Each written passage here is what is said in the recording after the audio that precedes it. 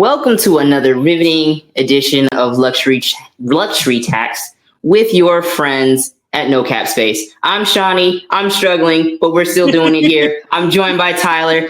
And if you're plugged in, you heard news this week from the W. And if you're not plugged in, we're about to break some news for you. We have Sean Highkin of the Rose Garden Report here to talk about the new franchise in Portland. How are you doing today? I'm doing all right. How are you guys doing? I'm stammering, but we move. Johnny's in the first box today, so we're and the pressure, it's a bit much. Look, man, some of us are built for it, It's been an interesting 24 hours for all of us. And let's get into that because WNBA fans, we went from 9 expansion cities to 15, then back to 6, and then back to 24. So we've been kind of bouncing around, but now we have cities solidified, and Portland is one of them. So while that count was going up and down, and you're seeing all of the, where would you like expansion next? Did everyone in Portland know, we're getting this team, it's happening? I don't know if people knew that it was happening because, you guys have followed the league for a lot longer than I have. You've seen them mess up a lot of things that they mess up, but yeah. And also just kind of on that from, Portland's end, there were some things that could have gone, different, so I wouldn't say it was people thought it was a guarantee that it would happen, but I think there was a sense that, especially once Kathy said that she wanted to expand from 12 to 16 teams by 2028, there was a sense that if Portland ended up not being one of those 16 teams, somebody messed up. Yeah. Because I don't think they're ever going to, and I said this the whole time, when you look at how big of a basketball fan base there is, period, here with how popular the Blazers are with being basically for decades, the only major professional sports team in the city and how popular they are. And then you also look at how popular women's sports across the board are in the city, with the Thorns pretty much leading the NWSL in attendance for just about every year that league has existed. And then also the Oregon and Oregon State women's basketball programs, both being very popular and very successful. I don't think they were going to find a better market to expand to than Portland. And so I think there was a thought that they want to do the Bay Area because, that's a huge untapped market and the Warriors have deep pockets and they wanted to get in. They wanted to do Toronto because they saw that there was an appetite to expand into Canada. And then after that, I don't think there's really anywhere else they could have gone that would have been a better fit than Portland. So it was just a matter of finding the right ownership group. And I think the ownership group that almost got there last year wouldn't have been the right ownership group. And from all indications, it seems like the Thals, who are now announced as the official owners of the team, I think are much more, I think, what they were looking for, and are going to give it a much better chance of being successful. Yeah, for you, the difference, because we did hear all the reports in kind of the last go around of expansion with the past ownership group, and now it seemed like everything just kind of fell apart in a way, and then obviously now we're here with a different ownership group. You mentioned them feeling like the better fit. For you, what makes you think that in the sense of what are the key differences here between these two ownership groups? So it's a few things. I guess to take it back to when it fell apart last year, Kathy sent a letter to Ron Wyden, who's one of our U.S. senators, who's been a very vocal public advocate for this happening. He's a funny guy. He's he's a character. But Kathy sent him a letter basically saying that because of the arena renovations that the Blazers have planned for the Moda Center over the next half decade, and that stuff still being kind of unsettled, they're gonna, take a step back and not do Portland this round, but we'll keep you in mind for the future. It was kind of that was what she said publicly. The Blazers found out that this wasn't happening when that letter that she sent to Ron Wyden was made public. They also found out that was what she said the reasoning was when that letter was made public. Wow. It's I know this is shocking to you guys as people that follow the league, that maybe the league office didn't handle something the way that should have handled something. No. I know that's going to be hard for you to wrap your head around, but we're here a year later. The Blazers still have not figured out the exact timeline of the renovations. Okay. And yet Portland got a team, so clearly that Right. wasn't it. Yeah. The bigger issue, I think, was the ownership group. And the previous ownership group, the guy that was going to own the team was this guy named Kirk Brown, who was the co-founder of a company called Zoom Info that's basically like a business analytics data type of company. And I guess the book, I met the guy once very briefly. I wouldn't say I know him or like know a ton about him personally, but the thing that was being pushed while he was, lined up to be the owner was he lives in Vegas and he's just an Aces season ticket holder and huge WNBA fan, and he's a rich guy with money to play with, and he wants to buy this as a toy to put money into, and like that was kind of what they were pushing. Turns out, so his company Zoom Info is one of those things where like they went to an IPO very early in COVID and he became a billionaire like basically overnight.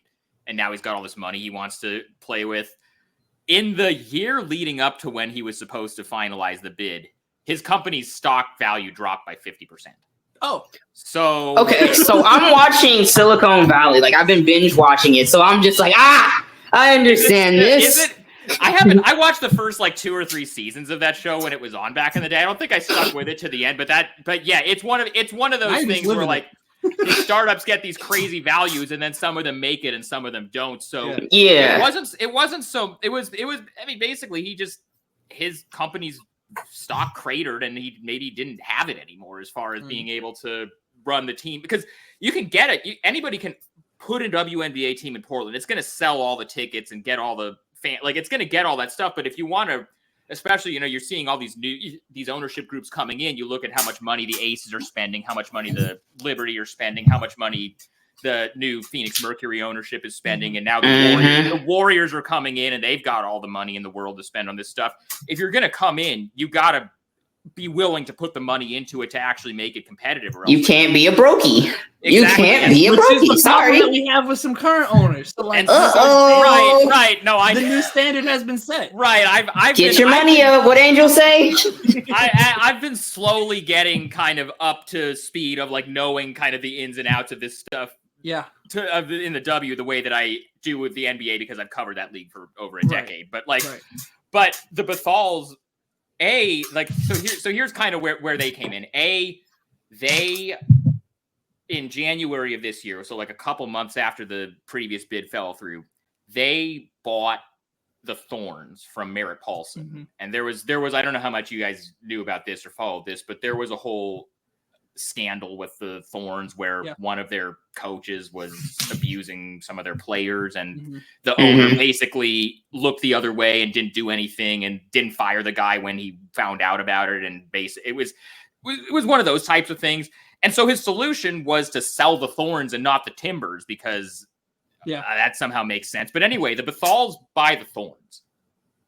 And so then, and this is like right around the same time that the WNBA bid with the previous ownership group falls apart. And so they're looking around like, hey, the WNBA had already decided that Portland was a market they wanted to be in. We're buying the other women's professional sports team in this city. This is a league that's, going up in interest and value. Maybe we can do something here. Maybe we can make this happen. And I think there was a lot of appeal in the idea of WNBA and WSL synergy, in the sense of like, not only like, I think their fan bases are probably going to overlap quite a lot, but also the Thorns are going to get a new practice facility that's separate from the Timbers. And the rumor, they haven't confirmed this, but the thing I've been hearing for months is that they're going to build one practice facility that houses the Thorns and the WNBA team. If they're going to own both of the teams, they're going to have everything under the same roof and build like a world-class athletic training facility that's geared specifically to women, and have both teams kind of operate from out there. And so there's that level of synergy. And the other thing, and I think this is the thing that people haven't really talked about nationally, but the Bethals are the biggest minority investors in the Sacramento Kings. And their father, it's the brother and sister, Lisa Bethal Mirage and Alex Bethal, who are going to basically be running day-to-day operation. They run the Thorns. They're going to run the WNBA team. Their father, Raj, is Vivek's alternate on the NBA's board of governors with the Kings.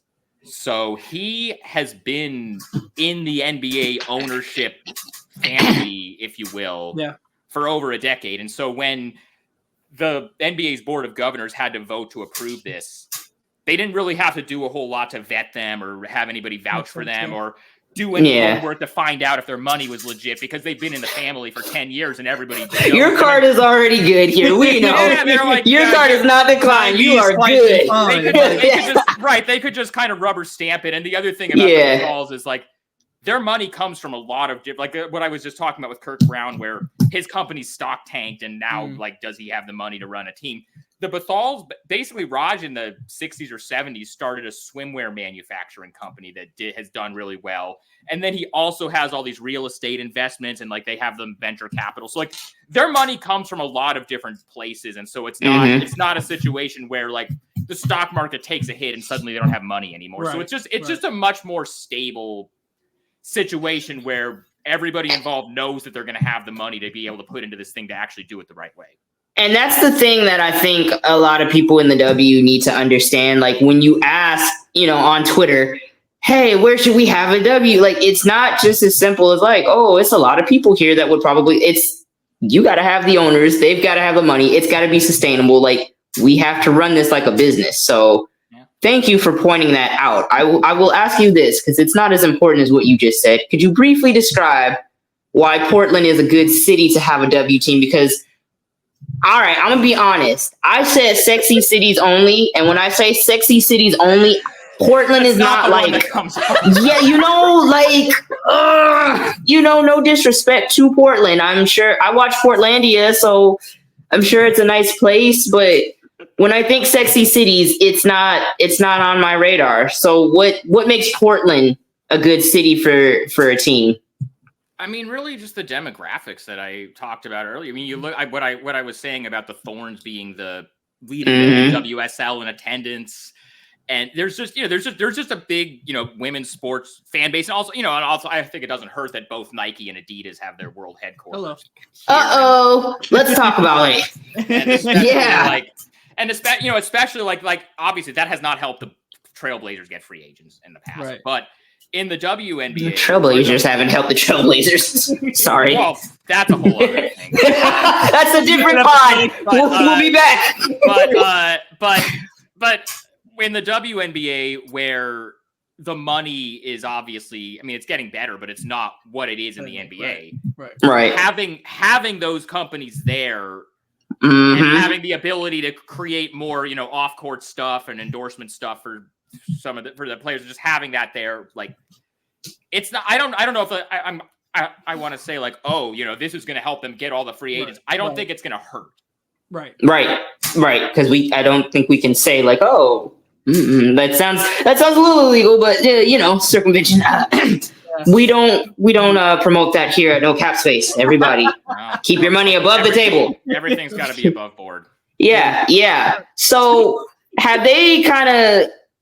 I know there was a press conference yesterday, and it was kind of more of a pep rally type vibe. But like, have they gotten to the nitty gritty of what you need to know, like expansion and when are they going to tell us the name and all of the like important details to really be excited for a team, and so we can like feel good about it's not leaving this time.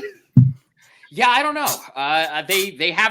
They haven't said when they're going to announce the name. They said that it's they're going to take suggestions from the community and it's going to be an input, like a public input thing. I know Toronto is like in the process of doing that now. They're doing a whole podcast series about like the process of doing their name. I've been following that. I would have to think that the Bethals didn't spend $125 million on this team and not have a pretty good idea of where they want to go with the branding and the name and the direction. So I'll tell you this, it would be pretty hard for them to do worse than what the previous guy, Kirk Brown, wanted. He wanted to call the team the Rose City Royalty, which is that's... What does that have to do with Rose City is one of the Portland... I know that, but I'm saying, like, where does royalty come in? Because Thorns, I'm like, all right, Rose, Thorns, I don't know.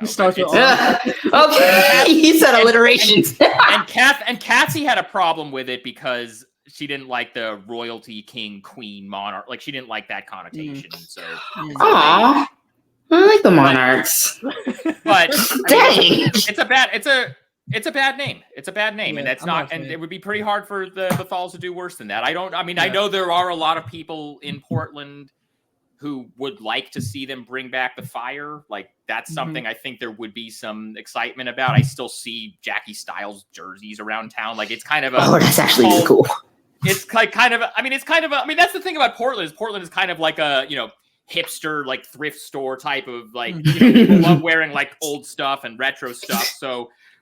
I definitely at the pep rally yesterday, I saw some Fire jerseys in the crowd. Like people, that's the kind of thing people would be excited about that. I personally don't think that's what they're going to end up doing, but like there would be some interest there, I think, from the fans. But I don't know when they're going to announce the name. The bigger thing that I'm more curious about what ends up happening with is kind of what I talked about before is the practice facility. Like, where is that going to be? What is that going to look like? Are they really going to do a joint building with the Thorns and the WNBA team and have it be stated like all that stuff is going to have to be figured out. And then they have to, hire a team president and then hire a GM and hire a coach. And then eventually they have to do the expansion draft and all that. And like, it's going to probably be like 18 months before we really know anything. But what was it? Like 6 months between the Golden State team announcing their name and then they announcing that they're happening and then the Valkyries. That feels about right. I don't. Yeah, because there was like some back and forth with them too on who the actual ownership group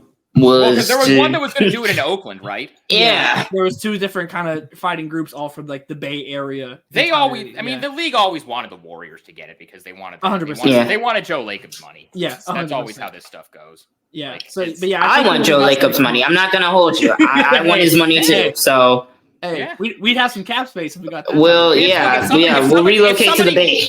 If somebody with that much money thinks that your league is something they want to buy into, that's not something you turn away very easily. No, at all. So. At all.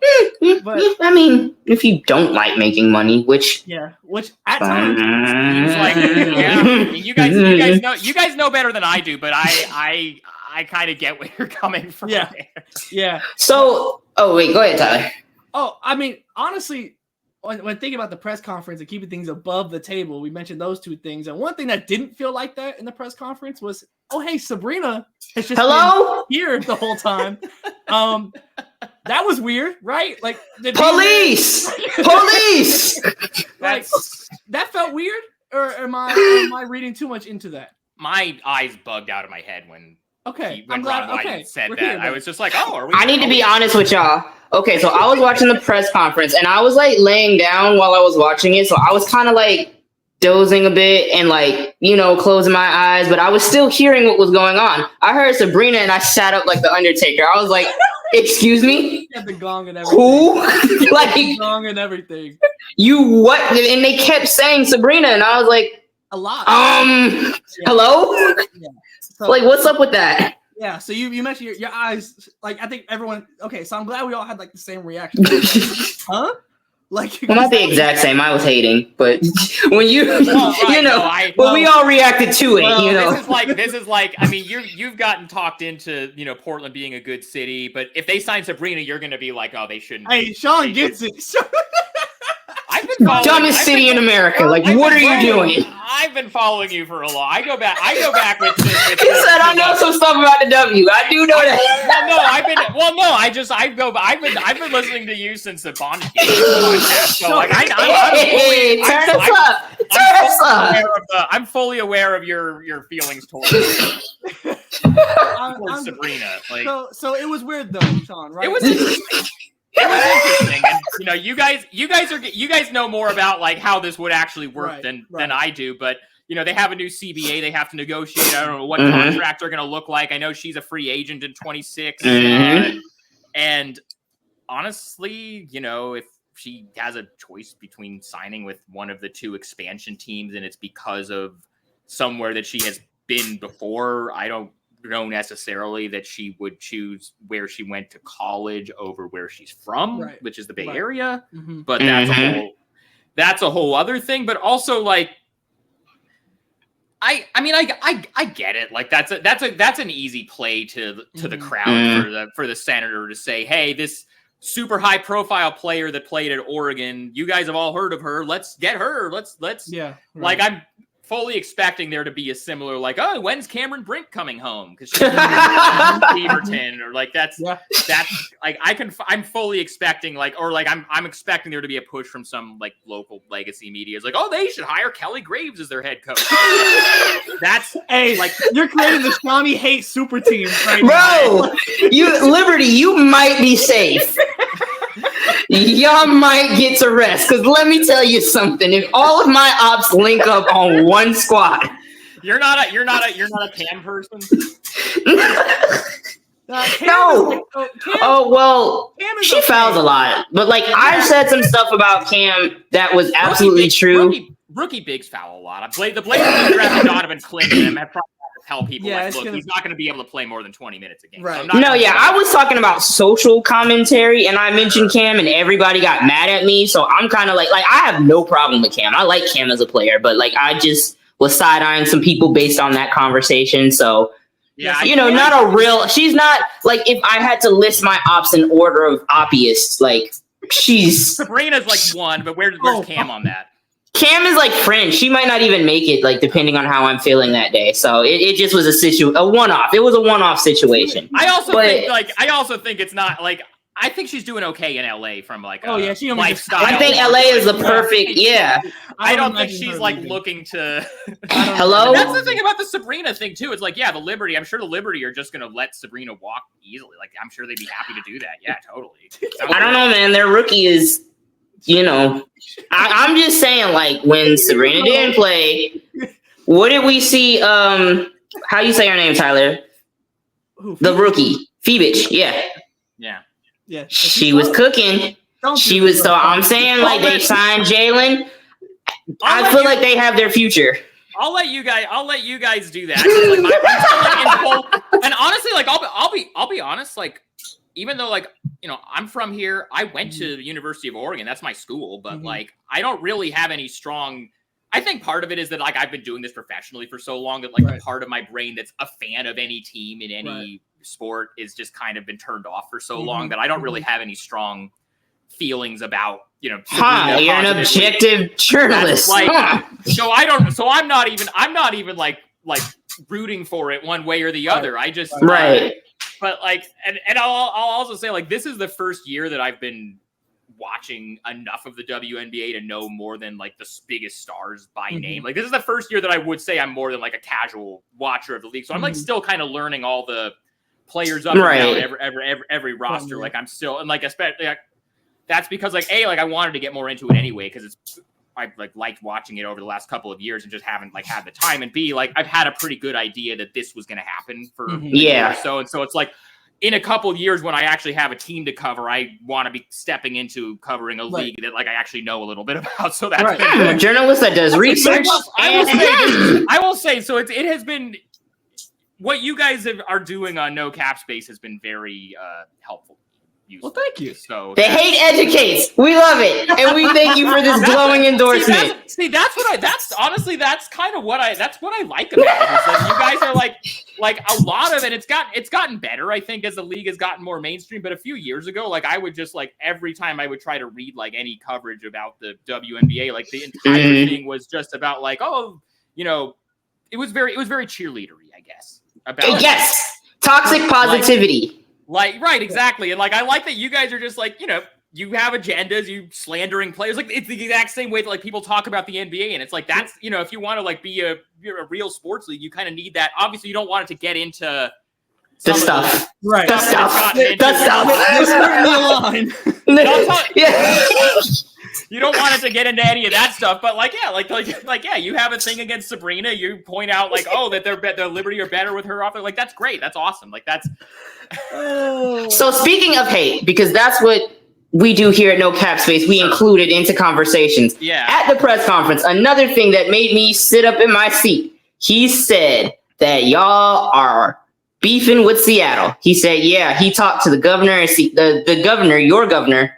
Person guy, the character guy. Yeah. Ron Wyden, the senator. Ron Wyden. He was like, I talked to the governor of Washington and she said, we're going to keep the rivalry going. I was like, turn us up. It's time to hate. That should be, honestly, like when we start talking about what it takes to get into the league, you need to bring a hater. You need to bring somebody that you are built into beef with in order to be an expansion team. Who are you going to hate? Yeah. Who? So what's the Seattle Portland rivalry like to those that are not like tapped in with the Pacific Northwest? It's been a thing across all sports. You look at, it was definitely a thing when the Sonics were in Seattle. So like that, the Blazers Sonics, that was like, especially in the 90s when like the Blazers had Clyde Drexler and Terry Porter and the Sonics had Gary Payton and Sean Kemp, and they were kind of both in the playoffs every year. That was a thing.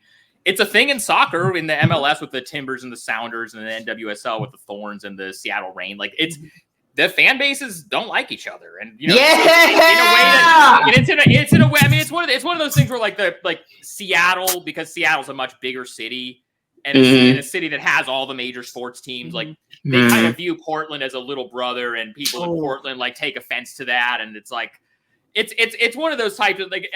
I think it's going to be good to have that back from a basketball standpoint. And I think it's going to be back like a couple years from now, whenever the NBA does their expansion, like Seattle's going to get a team. So that's going to come back too. But for now, like the Portland-Seattle WNBA rivalry, like it's I love it. It's going to happen. It's happening. I'm locked in.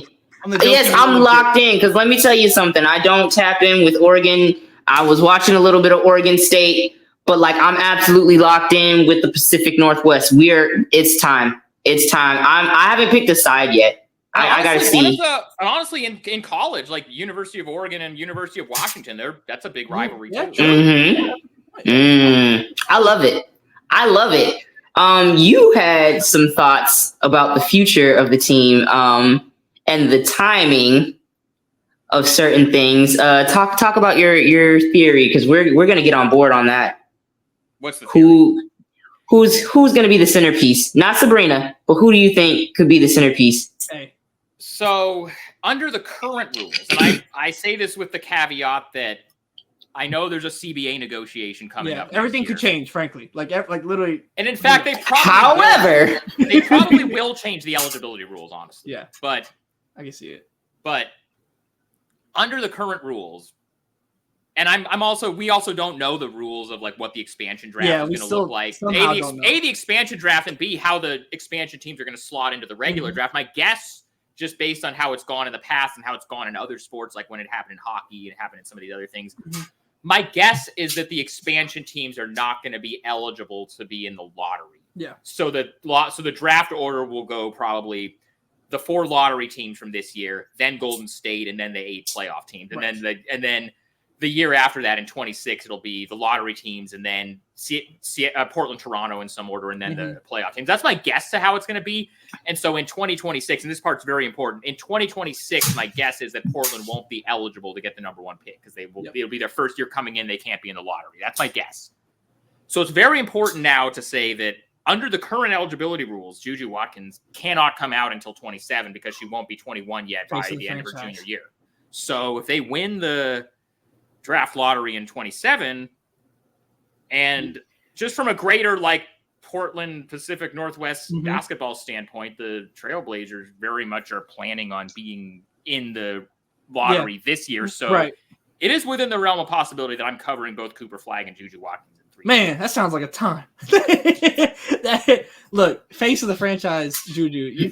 That's like the exact kind of like I've actually seen her in because they had the Sweet 16 and the Elite 8 of the tournament in Portland this year, and so I was at that UConn USC game.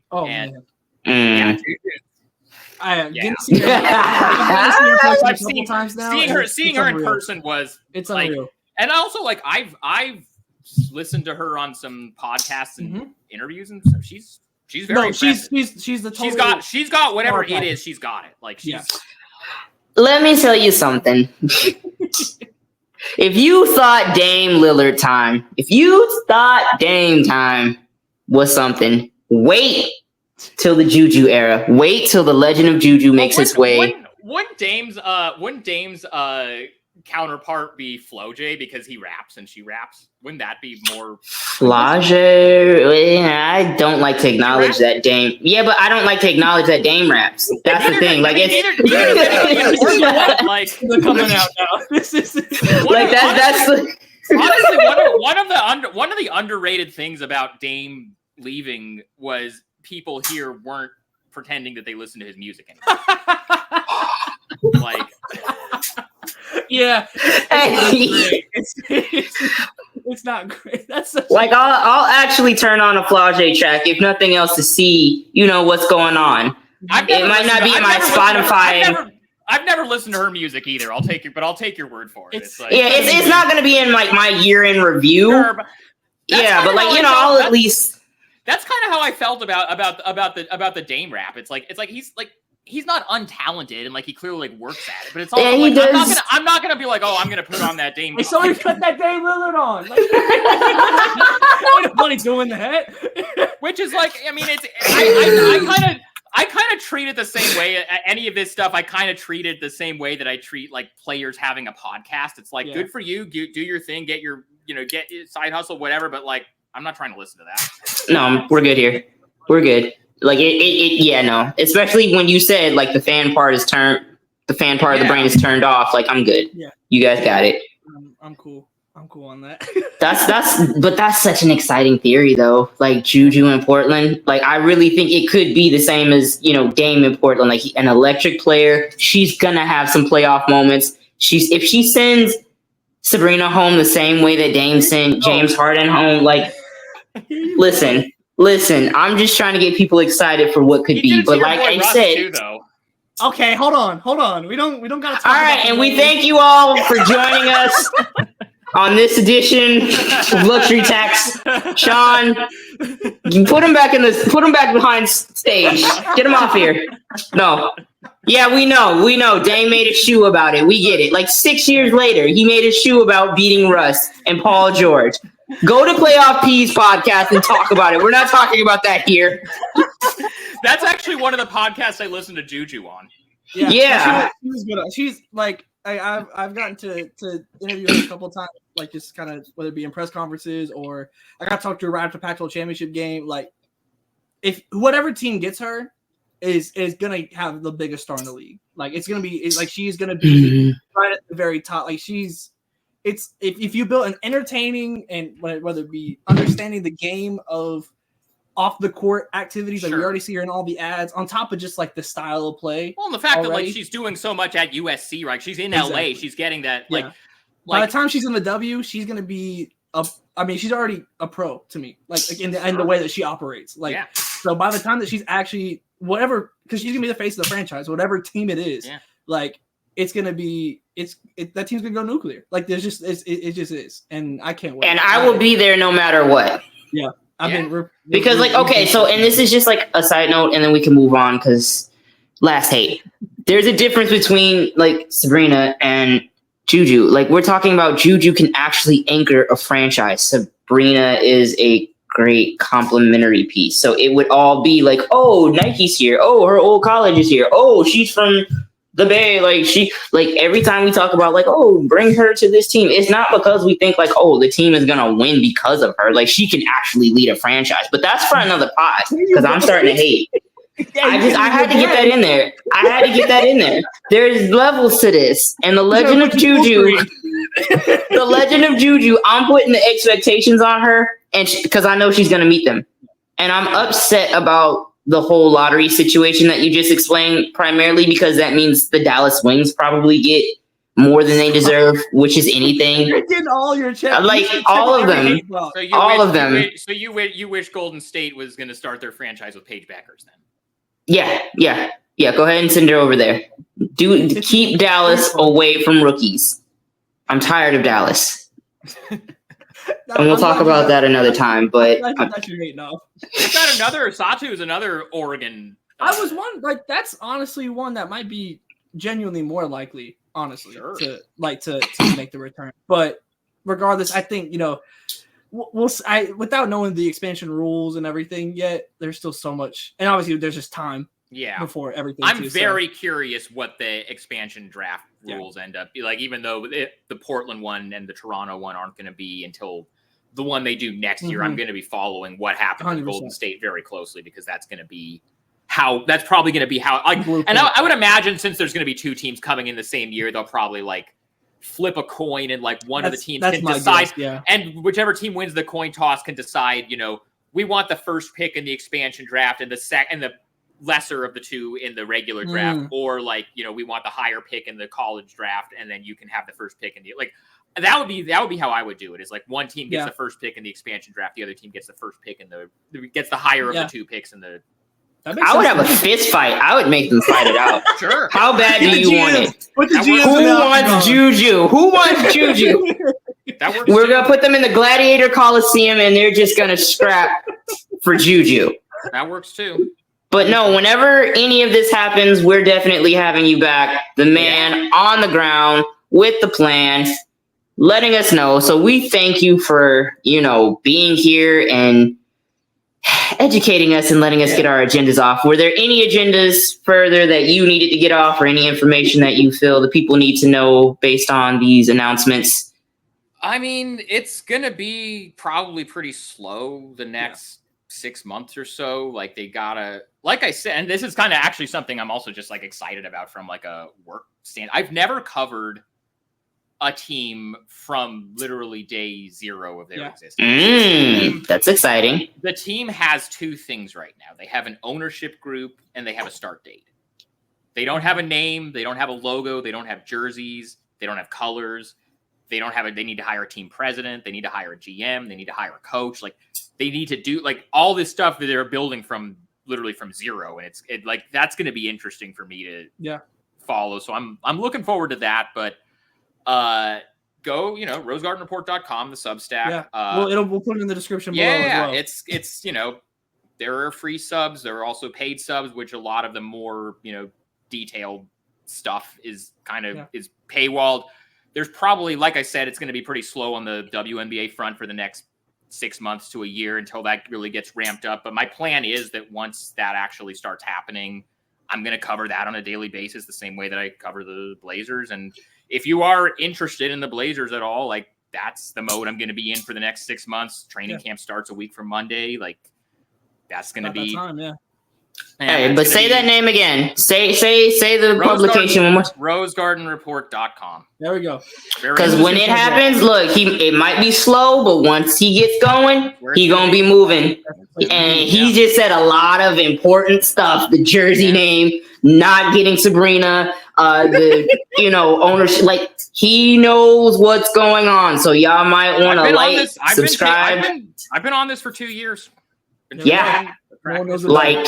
So go ahead and subscribe. But we thank you. We thank y'all for being here.